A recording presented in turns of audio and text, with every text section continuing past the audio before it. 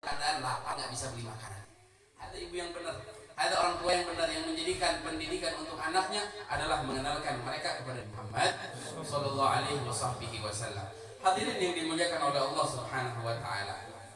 Daripada peringatan Maulid Nabi Muhammad, kita mengenal sosok Nabi Muhammad Sallallahu Alaihi Wasallam. Kana ahsanan nasi khalqan wa khuluqa. Nabi Muhammad adalah paling gantengnya orang dari fisik dan segi akhlak. Kalau ada orang mukanya jelek tapi akhlaknya bagus, kadang-kadang kelihatannya ganteng ya.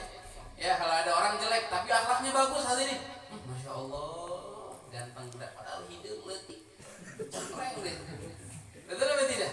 Karena akhlaknya bagus, muka yang jelek pun bisa terlihat menjadi ganteng di mata orang. Begitu juga ada orang ganteng mukanya, rapi, tapi nggak punya akhlak. Kadang-kadang kita lihatnya muak lihatnya. Betul atau tidak?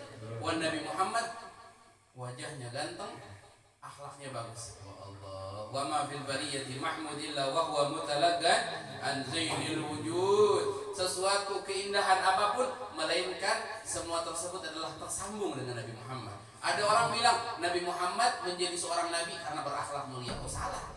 Akhlak mulia menjadi mulia karena dipakai oleh Nabi Muhammad sallallahu alaihi wasallam. Ada Nabi Muhammad, ya, kata Nabi Muhammad di dalam hadis yang sahih dikatakan, ma ba'athallahu nabiyyan illa hasanal wajhi wa hasanal sawt. Allah nggak bakalan utus seorang nabi melainkan ganteng wajahnya sama apa? Sama memiliki suara yang bagus. Nabi Muhammad mengatakan, wa kana nabiyyukum ahsanuhum wajhan. Dan ketahuilah wajahnya Nabi Muhammad adalah paling gantengnya wajah. Ada wajahnya Nabi Muhammad sallallahu alaihi wasallam, indah, ganteng. Setiap orang yang pertama kali melihatnya Nabi Muhammad bakalan terasa wibawa yang besar dengan Nabi Muhammad. Wa man khalaqahu ma'rifatan ahabbah. Tapi kalau orang sudah duduk dengan Nabi Muhammad, dia bakalan jatuh cinta. Wajah yang dimana setiap harinya hanyalah tersenyum. Kata Sayyidina Jabir bin Abdullah Al-Bajali radhiyallahu anhu, kata beliau, "Mundu aslamtu ma ra'aitu Rasulullah illa tabassaman." Aku ketika masuk Islam sampai meninggalnya Nabi Muhammad, yang aku lihat Nabi Muhammad hanya tersenyum. Padahal dilihat Nabi Muhammad adalah paling banyaknya masalah. Perangnya 70 lebih. Ya, dari pertama lahir sampai meninggal diincar sama orang untuk dibunuh. Dari pertama lahir ke muka bumi sampai Nabi Muhammad meninggal diangkat arwahnya oleh Allah, Nabi Muhammad diincar oleh para orang-orang Yahudi dan Nasrani, orang-orang kafir untuk dibunuh.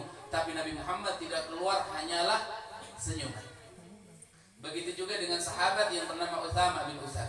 Utsama bin Utsal adalah seseorang kafir yang sebelum masuk Islamnya yang sangat kejam. Hidupnya suka memutilasi sahabat. Kalau dia ketemu sahabat Nabi Muhammad, dia panggil, dia siksa, dia habisi, tapi dengan mutilasi.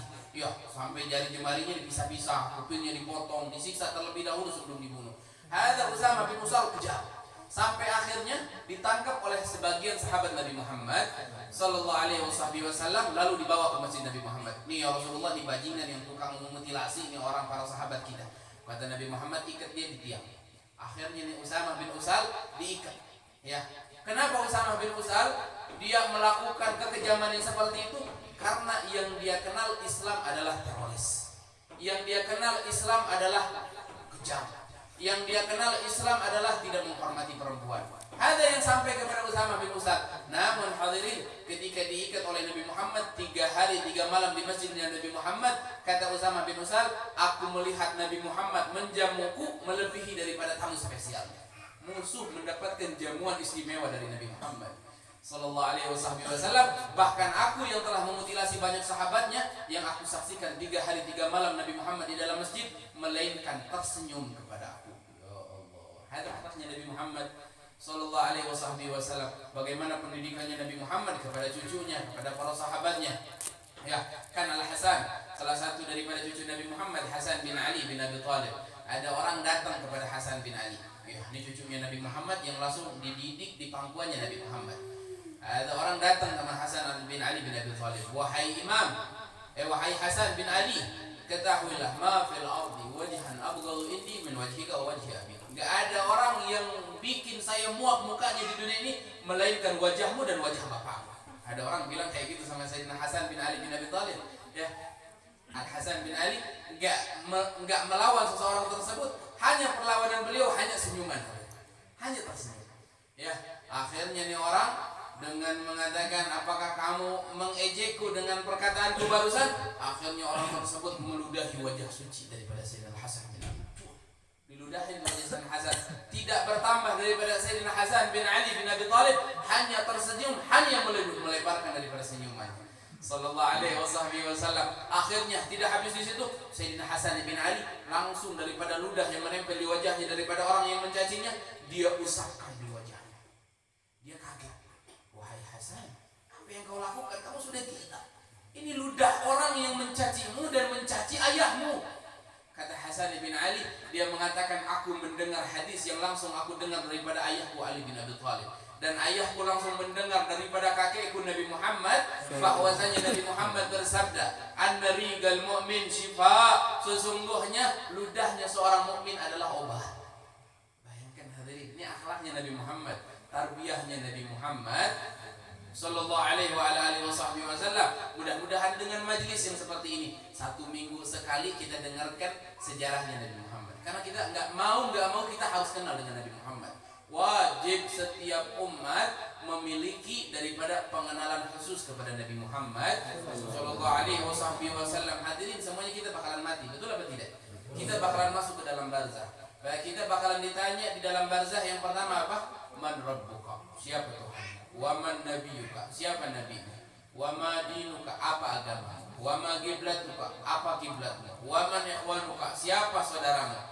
Ya, kata Al-Imam Al-Bukhari, yang bakalan paling pertama kali dipertanyakan kelak di dalam kubur adalah seorang malaikat datang dengan membawa gambar, yang mana gambar tersebut adalah wajah Nabi Muhammad sallallahu alaihi wasallam. Kita ada kenal nama Nabi Muhammad? Gimana hidungnya Nabi Muhammad? Bagaimana perangainya Nabi Muhammad? Bagaimana bentuk wajahnya Nabi Muhammad? Bagaimana jenggotnya Nabi Muhammad? Bagaimana rambutnya Rasulullah, laisa bija'din wala biqawil, dan rambutnya Nabi Muhammad tidak terlalu keriting dan tidak terlalu lurus, ya. Dan Nabi Muhammad memiliki alis yang layaknya huruf nun, ya. Nabi Muhammad layak memiliki hidung, memiliki huruf alif, sangat mancung, indah. Dan Nabi Muhammad adalah orang, kalau seandainya kita lihat orang ukurannya 2 meter, misalnya Nabi Muhammad 180 cm, ada orang 20 cm katanya. Kalau seandainya dia duduk bersama Nabi Muhammad, berdiri khusus dengan Nabi Muhammad, Allah Ta'ala dengan tinggikan langsung pada Nabi Muhammad. Kenapa? Satu pun daripada hamba Allah yang tinggi, semuanya melainkan akan pendek di pinggir Nabi Muhammad. Ada sahabat naik unta, hadirin. Naik unta, tiba-tiba dia berjalan, di pinggirnya ada Nabi Muhammad. Lalu mereka melihat bahwasanya Nabi Muhammad lebih tinggi daripada orang yang duduk di atas unta. Nabi Muhammad memiliki dada yang lebar. Nabi Muhammad memiliki daripada aroma yang wangi. Nabi